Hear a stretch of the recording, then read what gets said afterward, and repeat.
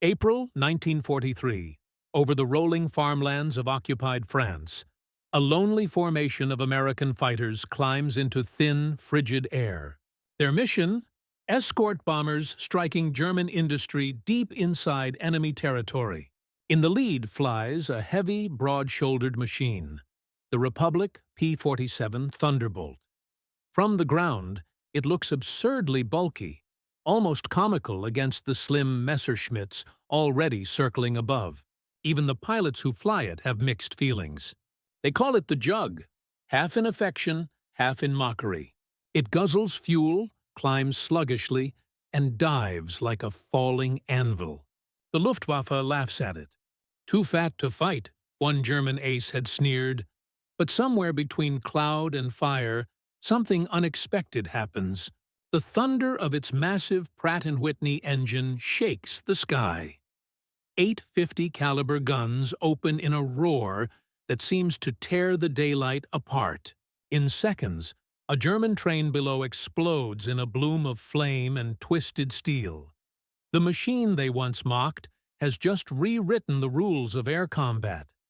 And from that day forward, the sound of its engine will mean one thing to anyone on the ground: death is coming from above. When the United States entered World War II in December 1941, its Air Corps was still a young, uncertain force. Europe was already a furnace of innovation. Messerschmitts and Spitfires cutting through skies that had become laboratories of death. Across the Atlantic, American engineers were racing to catch up, designing fighters that could stand against German precision and British agility. But among all those designs, one stood apart for the wrong reasons. It was called the Republic P-47 Thunderbolt, a fighter conceived not for elegance but for endurance. Designed by Alexander Kartveli, a Georgian émigré who had fled the Soviet Union, the Thunderbolt was unlike anything seen before. It was enormous, almost twice the weight of a Spitfire, and powered by a massive Pratt & Whitney R2800 double wasp radial engine. The engine itself was a monster. 16 cylinders, air-cooled, driving a four-bladed propeller that sounded like artillery when throttled up. Its mission, at least on paper, was simple: a high-altitude escort fighter capable of protecting bombers all the way to Germany and back. But the Army Air Corps' expectations and Kartveli's vision didn't align neatly. The problem was size. Early in development, pilots joked that the Thunderbolt was less a fighter than a flying tank. Engineers at Republic Aviation's Long Island plant struggled to balance power with weight. The plane's new turbo supercharger system, which compressed air for the massive radial engine, added even more bulk. Every redesign made it heavier. By the time the first prototype flew in May 1941, it tipped the scales at nearly 7 tons. For comparison, Germany's Bf-109 weighed just over 2. Critics called it impractical. "No fighter that big will ever turn," muttered one officer at Wright Field. Others questioned its combat worthiness entirely. But Kartveli refused to compromise. He argued that survival and range would win wars, not elegance. "If it must be big to carry power," he said, "then it will be big." Still, when test flights began, pilots were skeptical. The cockpit sat high above the fuselage, giving a superb view but making the plane feel detached from its wings. Its climb rate lagged, its takeoff roll was long, and when the first production models, the P-47B, reached squadrons in 1942, complaints flooded in. The engine overheated. The oxygen system froze at altitude. The radio crackled with interference from the turbocharger's wiring. Mechanics cursed its complexity. Pilots doubted its reliability. At the same time, the war in Europe was accelerating. The U.S. 8th Air Force had begun daylight bombing raids over occupied France, and soon deep into Germany. Bomber crews desperately needed protection against swarming Luftwaffe fighters. But the Thunderbolt, with its limited range, couldn't yet escort them all the way to the targets and back. German pilots mocked it in combat reports, calling it der fliegende Fass, the flying barrel. Even American flyers compared it unfavorably to the sleek British Spitfire and the nimble P-51 Mustang still in testing. In one early dogfight over Lille in 1943, Thunderbolts tangled with Bf-109s for the first time. The Germans climbed higher, turned tighter, and escaped before the heavier P-47s could react. To many, that single engagement confirmed their fears. The P-47 was too heavy to survive in a sky ruled by speed and grace. Back in the United States, the press barely mentioned it. The P-38 Lightning and soon-to-arrive P-51 were hailed as America's future air champions. The P-47 was an oversized experiment. Tolerated, not celebrated. Yet, buried within its flaws lay a promise. Its engine, though temperamental, could take punishment no inline engine could survive. Its thick armor could absorb cannon shells and still bring a pilot home. And its 8 Browning .50 caliber machine guns, 4 in each wing, could unleash more firepower than any fighter on Earth. It was a sleeping giant of the skies, waiting for the right conditions to awaken. By late 1942, as the Allies prepared for a new phase of air warfare, a few field commanders began to see something others missed. That survivability might soon matter more than maneuverability. That the air war over Europe was changing from a duel of aces to a test of endurance. And in that coming storm, the flying barrel might prove to be exactly what the Allies needed. By early 1943, the Allied bombing campaign over Europe had reached a turning point, one that exposed just how fragile air power could be without protection. The 8th Air Force sent hundreds of B-17s and B-24s over occupied France. But once those bombers crossed the Rhine, they entered a killing ground. German fighters, the agile Bf-109s and FW-190s, ripped through the slow-moving formations with surgical precision. Losses were catastrophic. Escort fighters were the only hope. But the best candidates, the Spitfires, couldn't fly far enough. The P-38 Lightning suffered reliability issues in Europe's cold, high-altitude conditions.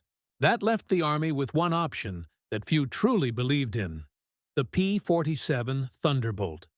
It was big, clumsy, and at first, utterly misunderstood.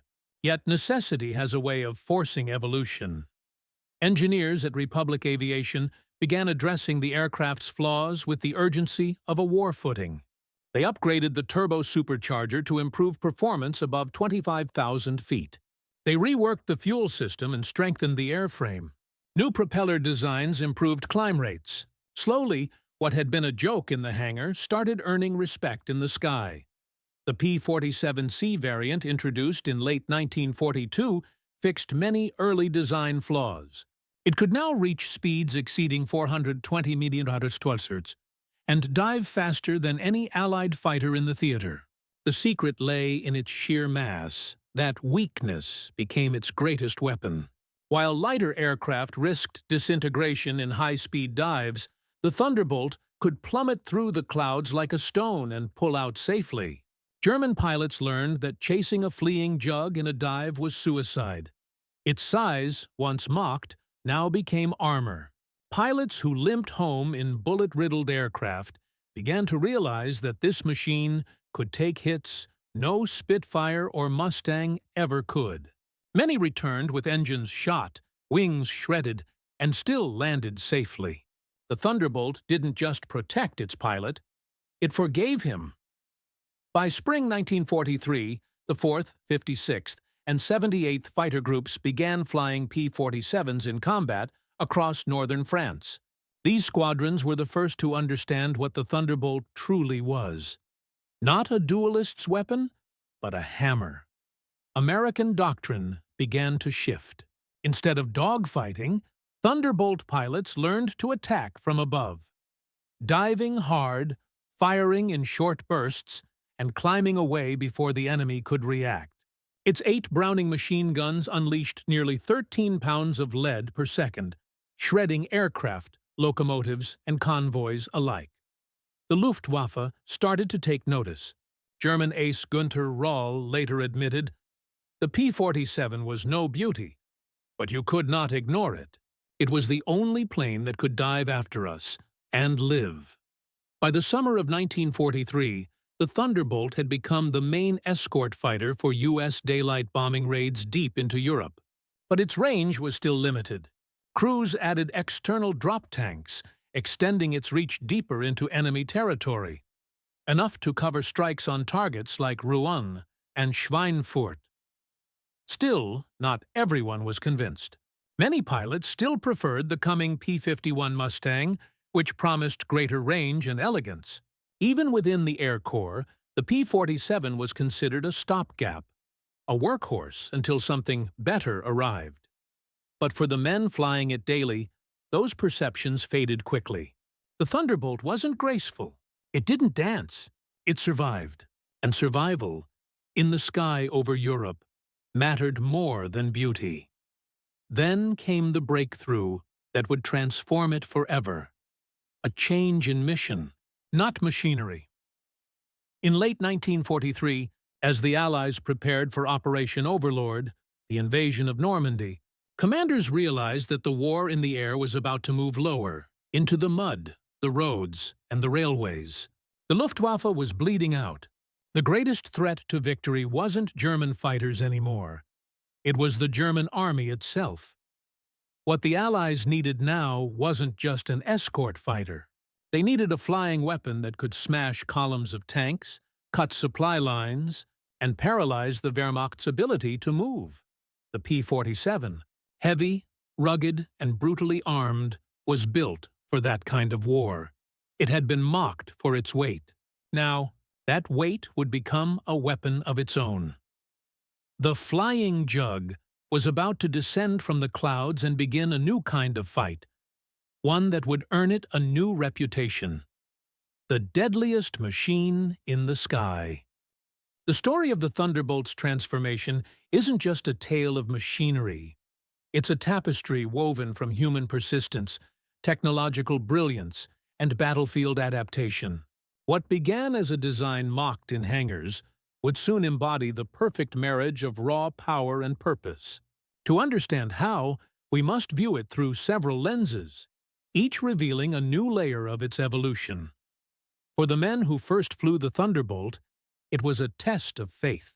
Most had trained on nimble trainers like the AT-6 Texan. When they first saw the P-47 towering on its landing gear like an industrial giant, disbelief spread through the ranks.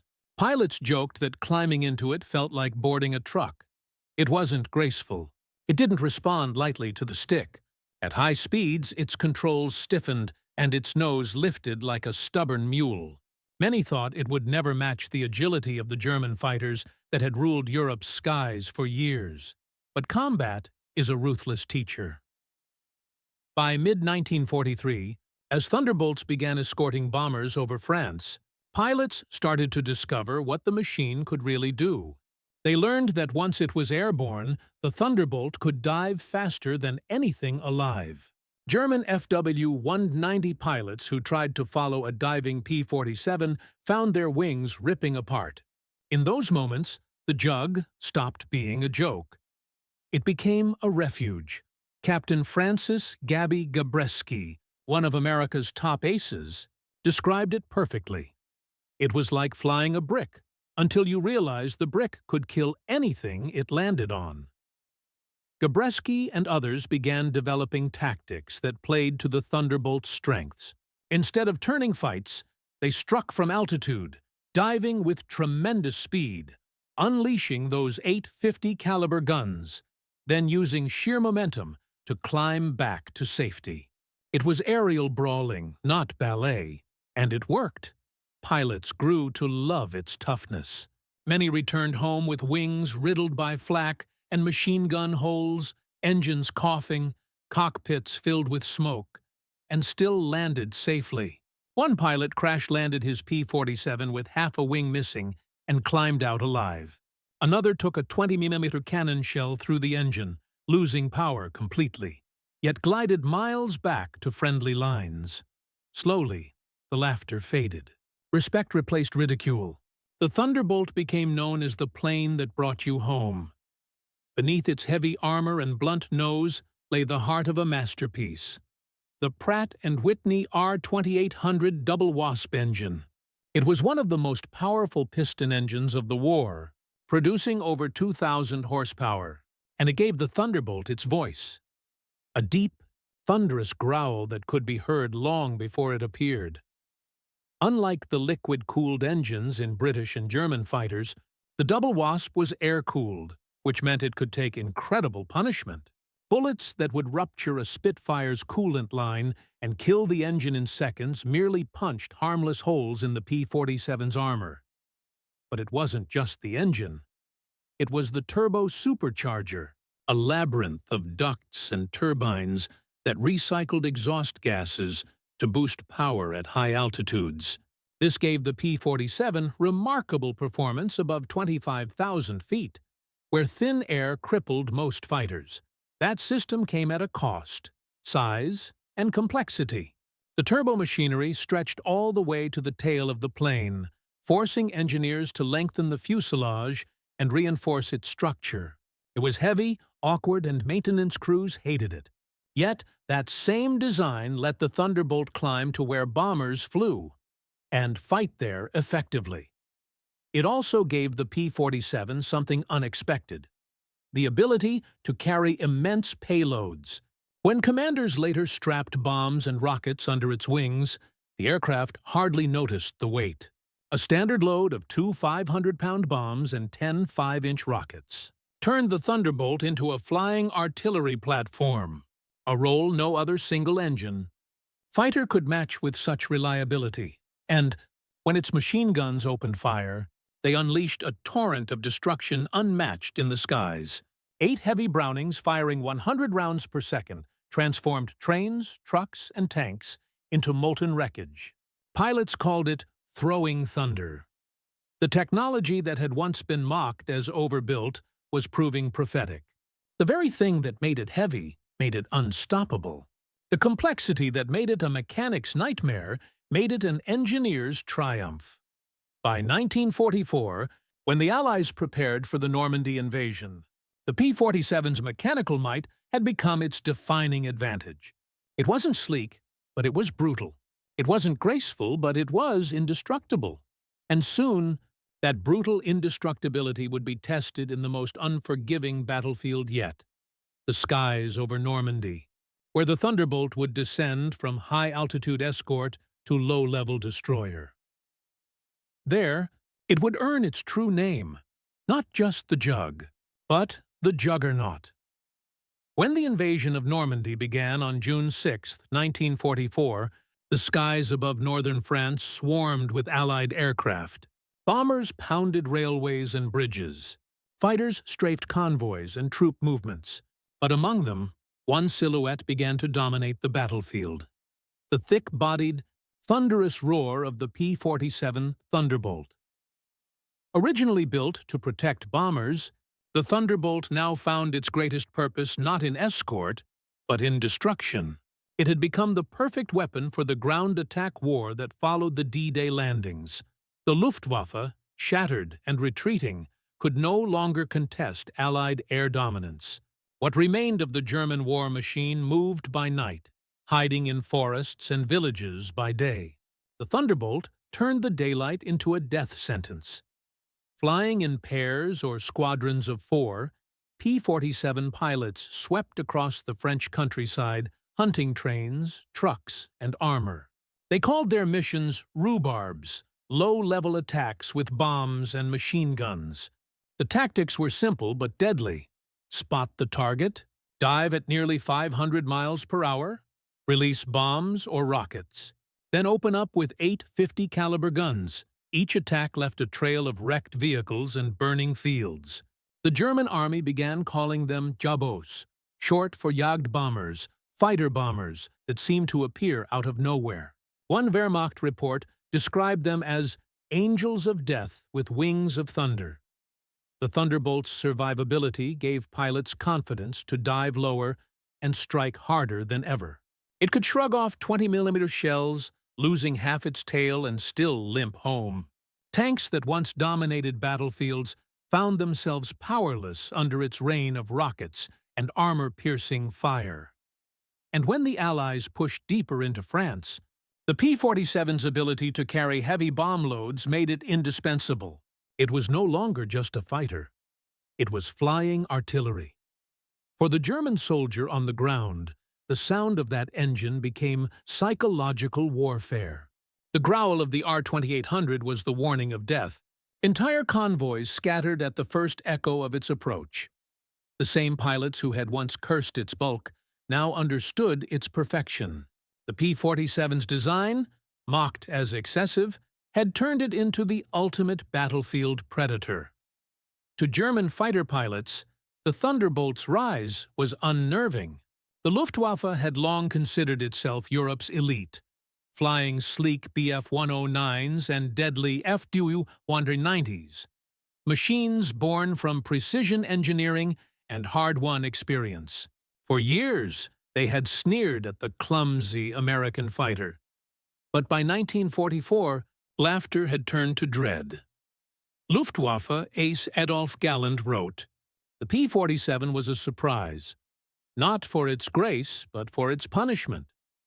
It could take more damage than any plane we had ever seen." German pilots soon realized that dueling with Thunderbolts was suicide. In dives, the P-47 fell faster and kept control longer.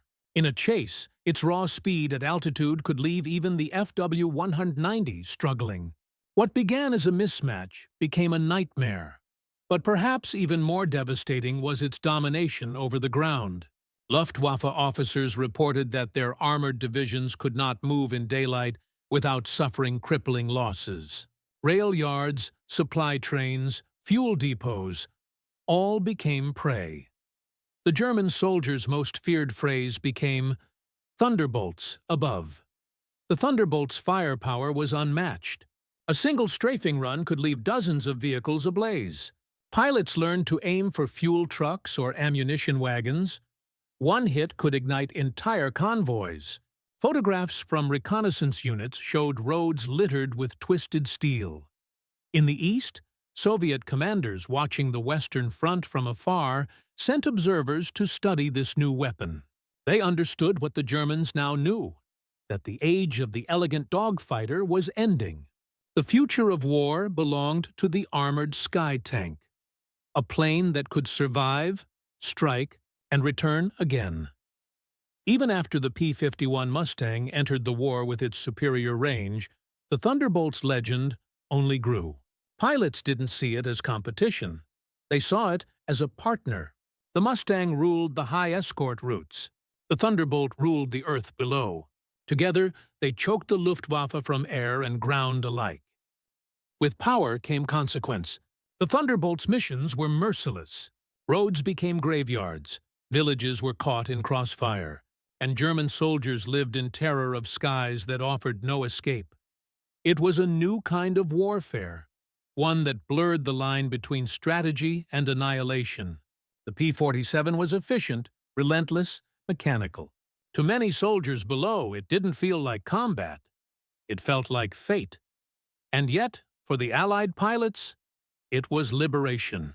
They had spent months mocked for their ungainly aircraft, dismissed by peers, doubted by commanders. Now they flew with pride, knowing that their ugly plane was saving lives on the ground and accelerating victory. In war's cold arithmetic, the Thunderbolt had become both angel and executioner. By the end of 1944, it would destroy more enemy vehicles, trains, and armor than any other Allied aircraft. From Normandy to the Rhine, its thunder rolled unchallenged. And soon, it would face its greatest trial. A winter counteroffensive that would push every Allied pilot, mechanic, and engine to the breaking point. The storm was coming, and the sky would belong to the Jug. December 1944. The Ardennes. The quiet forests of Belgium lay blanketed in snow, the air heavy with mist. For weeks, the skies had been gray, grounded by winter storms. The Allied air forces waited helplessly, as German armor poured westward through the trees. It was Hitler's last gamble. The Battle of the Bulge. Without air cover, Allied troops on the ground were fighting blind. Tanks burned in the snow. Entire convoys were ambushed on fog-choked roads. General Eisenhower called it the gravest crisis of the war. The enemy was advancing, and the mighty Allied armies were suddenly on the defensive. But on December 23rd, the weather broke. The clouds lifted. The sun returned, and with it came the roar of engines. From the east, hundreds of aircraft thundered into the pale morning light. P-51 Mustangs, Typhoons, and, leading the charge, P-47 Thunderbolts.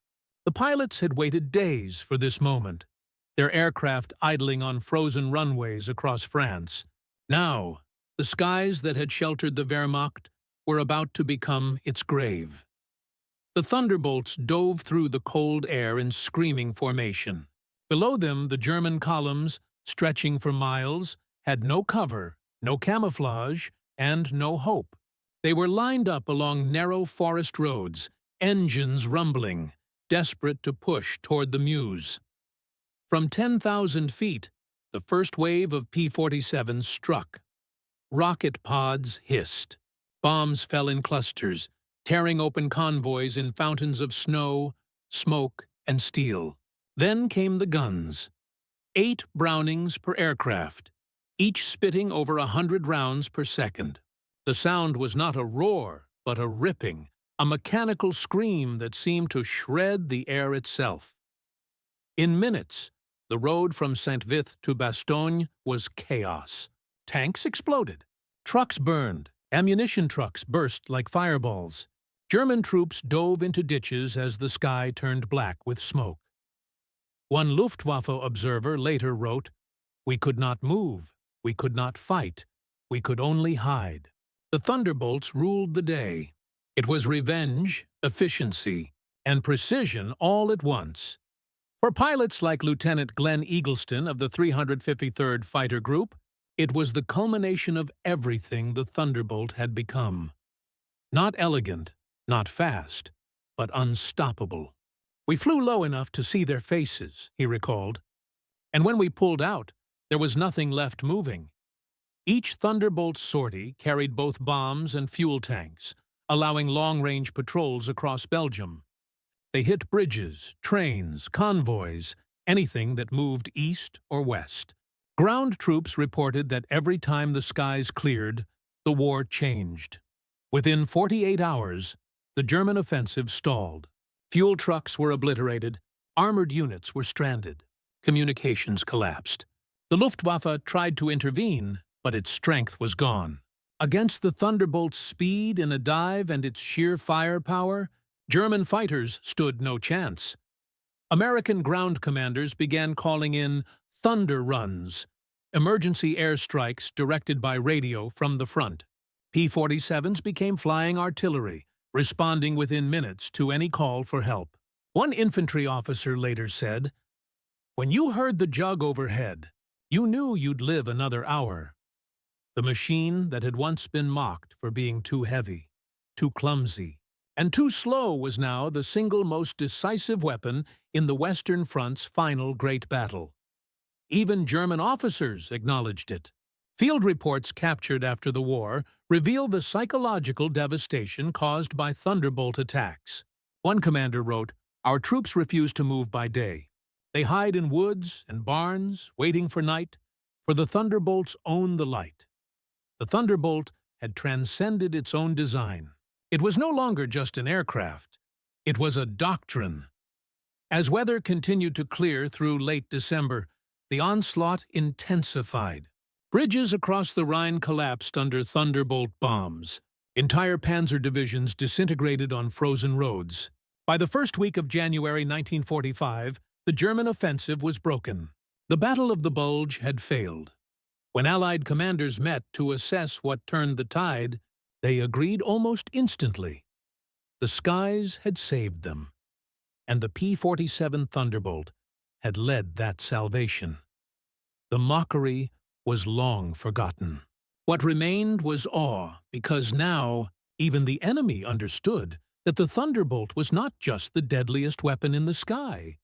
It was the hammer of retribution. And as the Allies pushed toward the Rhine, the jug still wasn't done. Its final act would define not just victory, but by January 1945, the tide in Europe had turned decisively. The once unstoppable Wehrmacht was now running on fumes, literally. Allied intelligence reported German tank crews abandoning vehicles not for lack of courage, but because there was no fuel left to move them. Much of that collapse could be traced to a single source: the relentless hammering from above by the P-47 Thunderbolt. Day after day, squadrons from the 56th, 78th, and 362nd Fighter Groups struck everything that moved east of the Meuse River. What the artillery couldn't reach, the Thunderbolts finished. Rail lines vanished under craters. Bridges were pulverized. Ammunition trains vanished in pillars of flame. Aerial reconnaissance photos showed roads littered with blackened wrecks stretching for miles. One German officer, interrogated after the war, described the sound of their arrival. First came the growl, a slow thunder. Then the horizon flashed white, and our world ended. The jug had become an emblem of industrial vengeance, the embodiment of what American production and engineering could achieve when unleashed without restraint. Each Thunderbolt carried nearly a 1-ton payload, often flying 4 or 5 missions a day. Armorers loaded bombs while mechanics refueled engines still hot from the last sortie. Oil dripped from their sleeves. Frost bit their hands, but the rhythm never stopped. The front depended on them now. For the pilots, fatigue was as dangerous as flak. They slept in tents near frozen airstrips, woke to the sound of generators and engines, and lived on coffee thick as mud. Yet none complained. They had seen what their work accomplished. German divisions immobilized, cities left untouched by Luftwaffe retaliation, and Allied columns advancing under skies cleared by their own hand.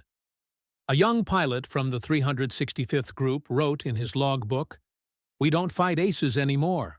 We fight trains, trucks, bridges. Every one we destroy means fewer Americans dying tomorrow." That was the Thunderbolt's transformation, from a misunderstood machine to a moral weapon, a shield for the men on the ground. By spring, the war's geography had changed beyond recognition. The Rhine crossings were secured, and the Third Reich was collapsing inward. The Luftwaffe, once master of the air, had been ground into extinction. Of the thousands of fighters Germany built that year, most never even reached the front. Fuel shortages, shattered rail networks, and constant Thunderbolt patrols left them stranded. In March 1945, as Patton's armored divisions stormed across the Rhine, Thunderbolts roared overhead, blasting every column that dared to retreat. They became the signature sound of collapse, the rolling percussion of victory. The aircraft that had once been labeled too heavy to dogfight had evolved into the deadliest strike weapon of the war. It was both hammer and shield, destroying the enemy's ability to fight while ensuring Allied dominance of the air. Even in Germany's heartland, where anti-aircraft guns lined every city, the Thunderbolt's reputation preceded it.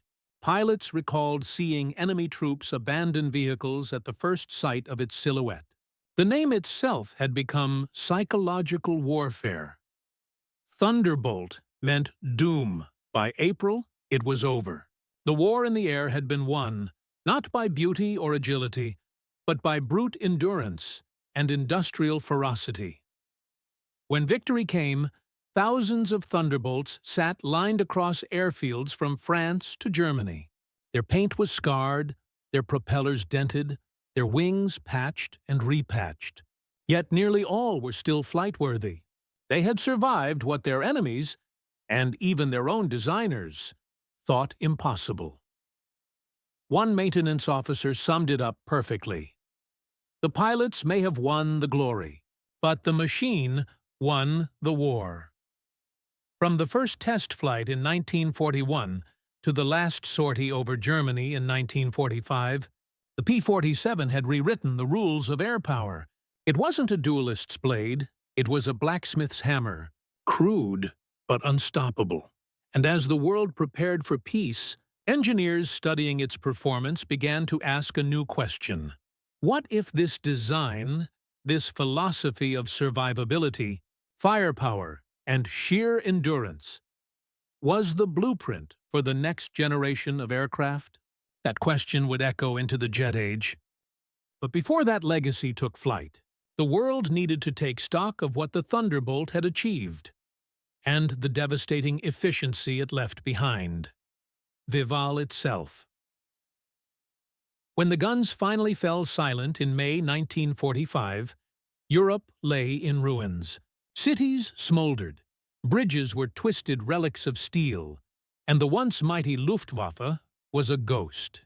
But among the wreckage sat thousands of Allied aircraft, a testament to the industrial miracle that had powered victory from the skies. None stood prouder, nor bore more scars of battle, than the P-47 Thunderbolt. By war's end, over 15,600 Thunderbolts had been built, more than any other American fighter.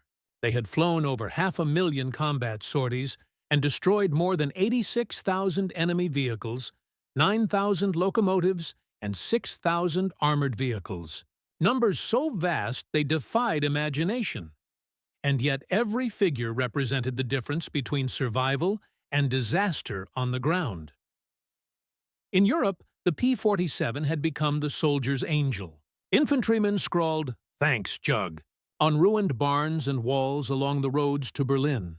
Ground troops joked that they didn't need saints watching over them. They had Thunderbolts instead. Its reputation spread even beyond Allied ranks. Captured German officers consistently ranked it among their most feared opponents. One tank commander confessed, "We could hear them long before we saw them, and by the time we looked up, it was already too late." Another report from the German High Command described the P-47 as a symbol of American strength, impossible to destroy, impossible to hide from. In strategic terms, the Thunderbolt had done what no bomber alone could achieve. It shattered the arteries of Germany's war machine. Trains that once delivered fuel and ammunition now sat motionless, burnt out along rail lines. Columns of retreating soldiers became lines of targets.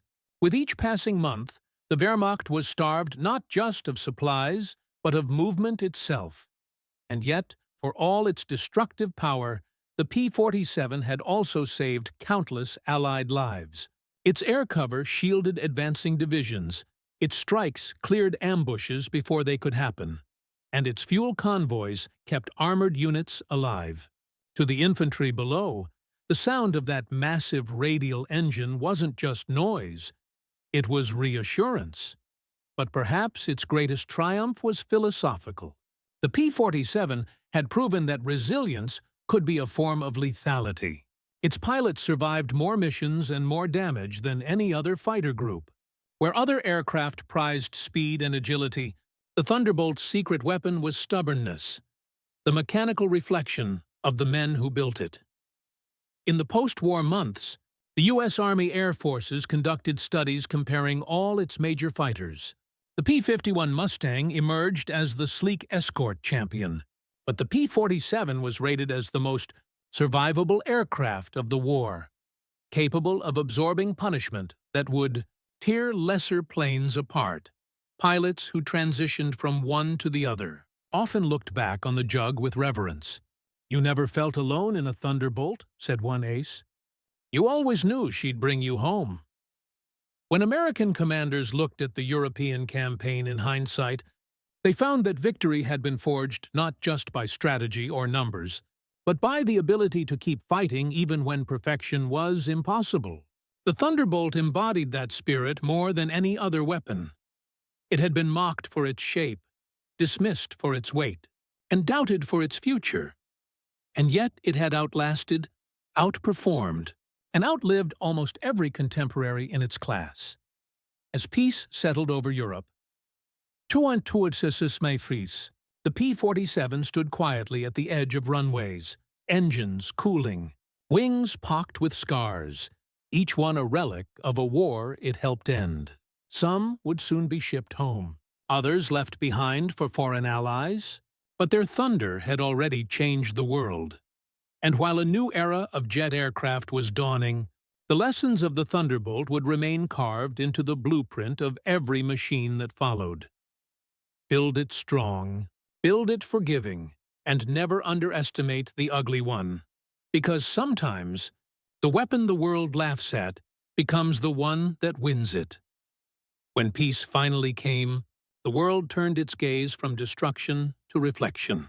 Airfields across Europe were littered with Thunderbolts, engines silent, wings patched with the scars of victory. Some bore names painted in fading white. No guts, no glory. Lucky 7, Milk Jug Mary. They had carried young men into battle and brought most of them home. Now, they stood as monuments to an era that had learned, through blood and brilliance, how to dominate the sky. In the months after Germany's surrender, the U.S. Army Air Forces began taking stock. The P-47 statistics were staggering, yet even they couldn't capture its legacy. It had done more than destroy enemy divisions. It had transformed how armies fought. The Thunderbolt proved that air power was not just about speed or elegance, but persistence and endurance. At command briefings in London and Washington, strategists pointed to the Thunderbolt as the foundation of a new doctrine. The fighter-bomber as a decisive ground weapon. Its combination of heavy armor, massive payload, and rugged simplicity became the blueprint for post-war air strategy, and that legacy didn't end with 1945. The P-47's design philosophy would echo across decades. When engineers at Fairchild Republic developed the A-10 Thunderbolt in the 1970s, the fearsome tank buster of the Cold War, they named it deliberately. The same values guided its creation: survivability, firepower, and the refusal to fail. The lineage was unmistakable. The spirit of the Jug had never left the drawing board. Meanwhile, many Thunderbolts found second lives overseas. They served in air forces from Latin America to Asia, flying into the early 1950s. In Central and South America, they became symbols of modernization, a strange afterlife for an aircraft born from desperation. Others were scrapped, melted into the steel that would rebuild Europe. But in hangars and museums, a few survived, still bearing the dents of flak and the faint smell of oil baked into aluminum. For the men who had flown them, the memories never faded. Veterans gathered years later at reunions, their stories carrying the same reverence one might reserve for a trusted friend. They spoke not of speed or kills, but of endurance, of the engines that refused to die, of the wings that brought them home on one cylinder and a prayer. One pilot described it best. The Thunderbolt didn't care if it was loved. It just did its job, and did it better than anything else. That stoic efficiency became its moral legacy.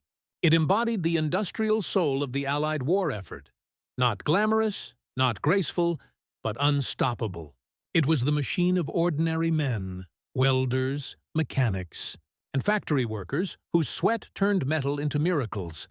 Historians would later call it the most effective ground attack aircraft of the European War. Engineers called it a masterpiece of over-engineering. Pilots called it a friend. And to the German soldiers who watched its shadow pass over their heads, it was simply death with wings. When the last of the Thunderbolts were retired, the sound of the R-2800 engine faded into memory. Yet, every generation that followed, every jet, every strike craft, carried a trace of its thunder. The lesson it left behind was as loud as its guns: that wars are not won by beauty or speed, but by the machines and men who refuse to break. By the time the world entered the jet age, the mocked machine had become a legend. Its thunder had changed not only the course of a war, but the very philosophy of air power. And though its silhouette disappeared from the skies, its echo remained in every battlefield where courage and engineering meet, and in every soldier who looks up and finds safety in the roar above. History rarely remembers the things that worked quietly, the machines that weren't glamorous but never failed. The P-47 Thunderbolt was one of them. Not a symbol of perfection, but of persistence. It began as a punchline, mocked for its bulk, doubted by its own pilots, dismissed by experts who believed elegance ruled the skies. Yet by the war's end, that same ungainly machine had become the very definition of air supremacy. It didn't change history because it was beautiful. It changed history because it was relentless. Every dent in its armor, every oil stain on its fuselage, told a story of survival. It carried home pilots who should have died. It leveled bridges and convoys that once fed the Nazi war machine. And it proved that when courage meets engineering, even imperfection can become invincible. The Thunderbolt's legacy was larger than its wingspan. It reshaped how nations thought about power, not as finesse, but as endurance. It taught that strength in war comes not from the fastest or the prettiest weapon, but from the one that can take a beating and still fly. When the jets came and the propellers fell silent, the lesson endured. You can still hear it in the deep rumble of the A-10's engines, the same philosophy reborn in titanium and fire. It's the sound of practicality triumphing over pride, of a machine that exists not to impress, but to endure. And perhaps that's the truest meaning of the Thunderbolt's story. In every age, someone builds something that the world laughs at. Too heavy, too crude, too slow. But when the storm comes and everything elegant breaks, it's always the ugly, overbuilt survivor that still stands. The P-47 Thunderbolt was never meant to be a legend. But legends, like victory, are rarely planned. They're forged from necessity, hardened by doubt, and remembered for the thunder they leave behind. From laughter to fear, from mockery to mastery. The jug didn't just fly through history, it roared through it,